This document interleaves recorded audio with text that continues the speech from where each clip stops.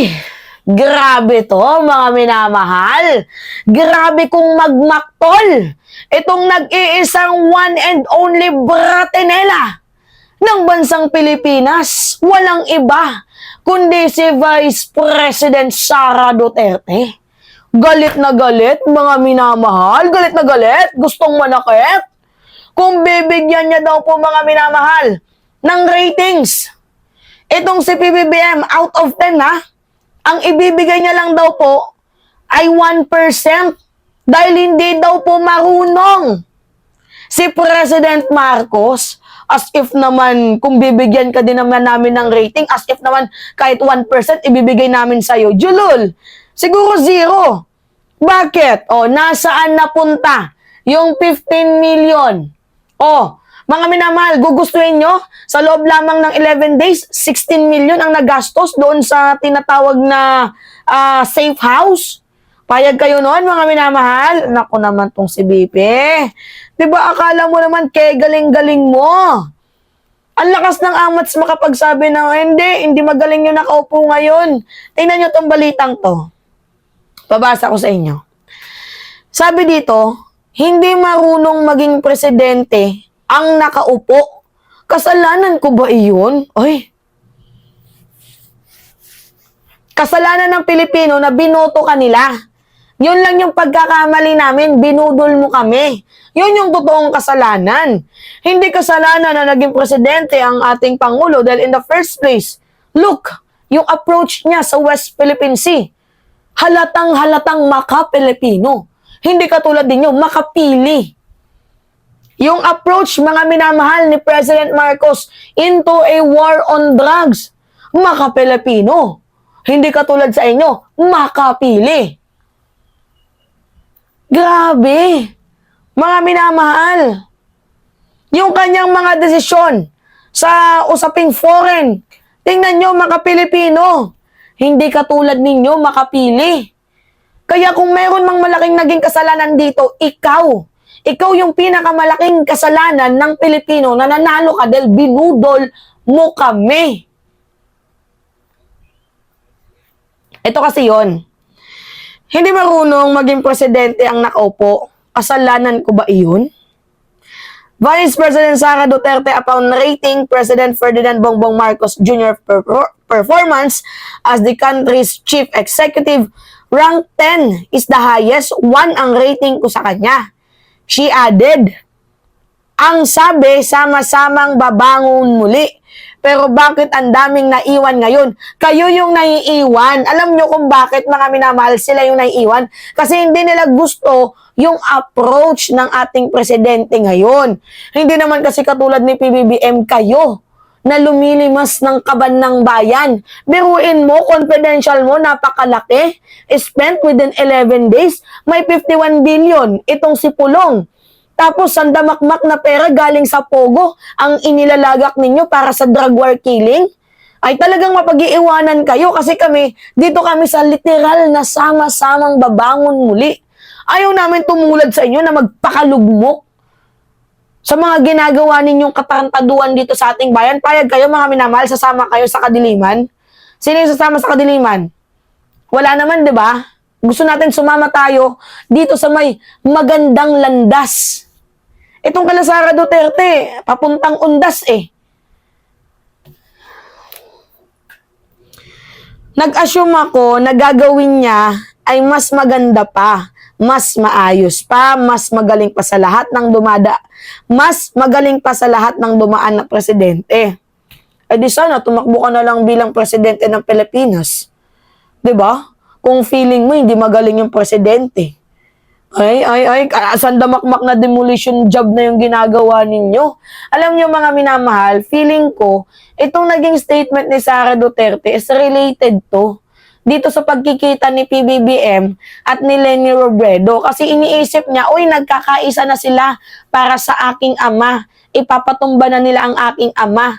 Kasi meron silang common grounds, which is yung pagiging against nila sa AJK, sa war on drugs. I think yun yung reason, mga minamahal. Kasi nagsalita si BP after ng pagkikita ni PBBM at ni Leni Robredo doon sa Sorsogon. Ito nga yung video, mga minamahal. Siguro dito na urat itong si Sara Duterte. O, tingnan nyo itong video, 13 seconds lang to. Oh, shake hands. Ha?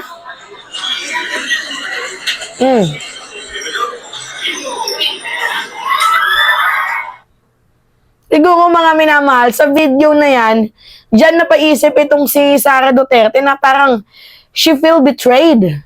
Diba? Oh, watch, President Ferdinand Marcos Jr. shakes the hand of his former rival in 2022 polls. Former Vice President Leni Robredo in Sorsogon. Mr. Marcos is in Sorsogon to inaugurate the Sorsogon Sports Arena. O, pamumuliti ka na naman, sasabihin ng mga DDS. Siguro dyan nagalit mga minamahal itong si Sara. Kasi merong reason daw ang lahat ng ito. Well, sino ba naman mga minamahal ang hindi magagalit? Dahil kung kayo mismo ang masusukdol dito. Diba? Nagalit siya kasi feeling niya, pinagkakaisahan sila.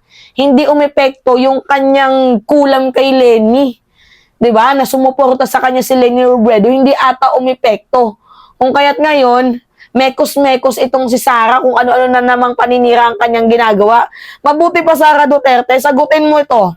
Itong tanong sa'yo, more expensive than Shangri-La, Boracay, and BGC. OVP, 16 million safe house rental for 11 days under scrutiny at the House hearing. Biruin nyo mga minamahal, within 11 days, 16 million na in the first place, pwede ka namang magpagawa ng sarili mong safe house. At bakit may safe house? Sino yung itinago mo sa safe house? Yan din yung tanong ko mga minamahal, bakit kasama sa expenses mo yung safe house? Sino yung itinago mo doon? At in the first place, kung 16 million lang din naman yan, nagpagawa ka na lang sana. Yan tayo eh. Bobo na lang ang hindi makakagets nito mga minamahal na ito ay kinurakot. Na ito ay binulsa. Meron pa, yung 15 million mga minamahal for Youth Summit. O, saan napunta ang 15 million? Military officers deny receiving confidential funds from Sara-led DepEd for Youth Summit. Ang gumastos mga minamahal ng Youth Summit is yung military officer. Na dapat sana in the first place si Sara. So ngayon, saan napunta yung 15 million at bakit yung military officer, yung Youth Summit nila ang ginamit mo? Ano yun? O ngayon, kung bibigyan ka namin ng rating, hindi ka aabot ng 0.000.1%.